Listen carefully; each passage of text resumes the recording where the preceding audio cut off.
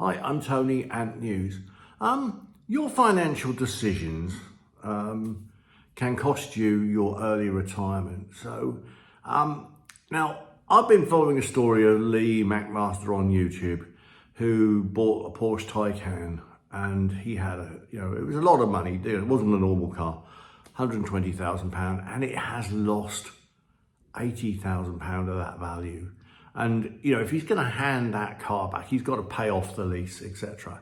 So I just want to bring these leases, any lease car, petrol or electric, they come with a balloon payment at the end. And if the worst comes to worst, you're driving it along, you've looked after it, somebody runs into it, you've got to settle that lease. You've got to bring it to a close. Currently, these cars have been depreciating faster than the balloon payment. At the end of the day, you've got to get a deal that doesn't sink you financially.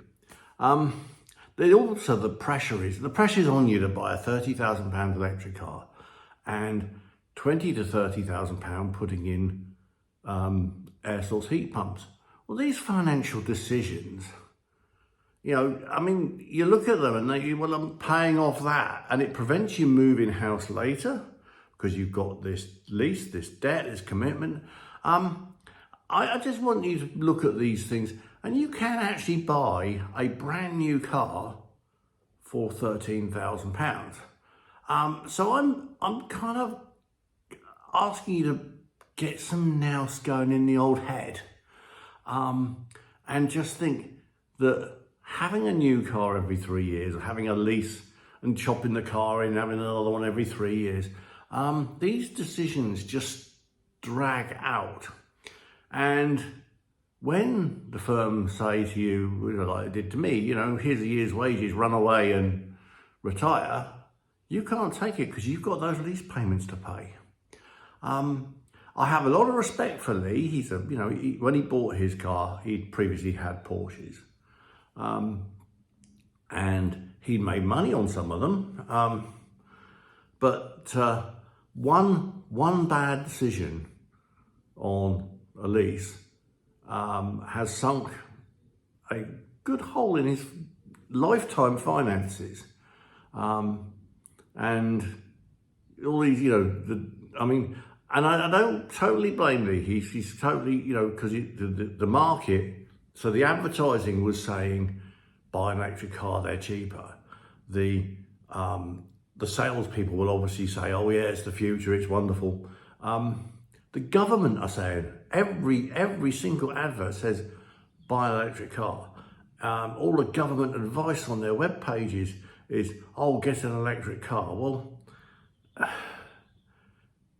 only if it makes absolute sense. So, you can, you can get a £20,000 MG that will get you charge at home and go to and from 30-mile round trip, quite happily. But you have to look at the payments and the balloon payment at the end. I'm quite a believer in the financial independence and retire early sort of plan. I had to make those decisions at 40 because we had our own life situation to work out. But yeah, I know, sorry, I'm starting to waffle a bit. Yeah, I'd say the same with the gas boiler. At the moment, I know that 1 unit of gas is about a quarter of the price of 1 unit of electricity. Now these electric air source heat pumps chuck out 3 units of heat for 1 unit put in. So they're right that there's a 3-to-1 uplift. They don't heat all of the water at that 3-to-1 uplift. They heat it up to a moderate temperature, and they have to top up the heat to bring it to a safe temperature so you don't get bugs in the system, in the water system. You have to take it up above, I think it's 55 degrees to kill off the bugs. So, yeah. So there's, these things are important. You can't just, you see some eco expert on television on the adverts telling you to turn your heater down, turn your boiler down. Well, I had a father-in-law who did this.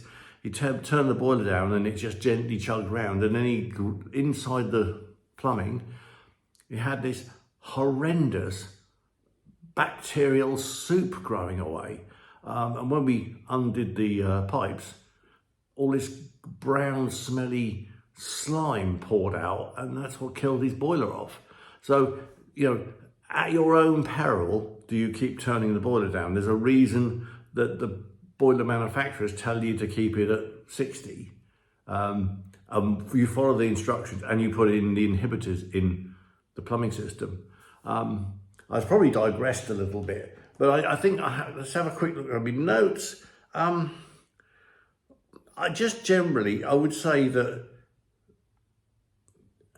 the other thing is, if you buy an electric car, I'm going to be saying, I still don't think the technology's there. I think there's at best 13, 15 years in most of these batteries, where if you buy a simple petrol car, you can keep that going 15 to 20.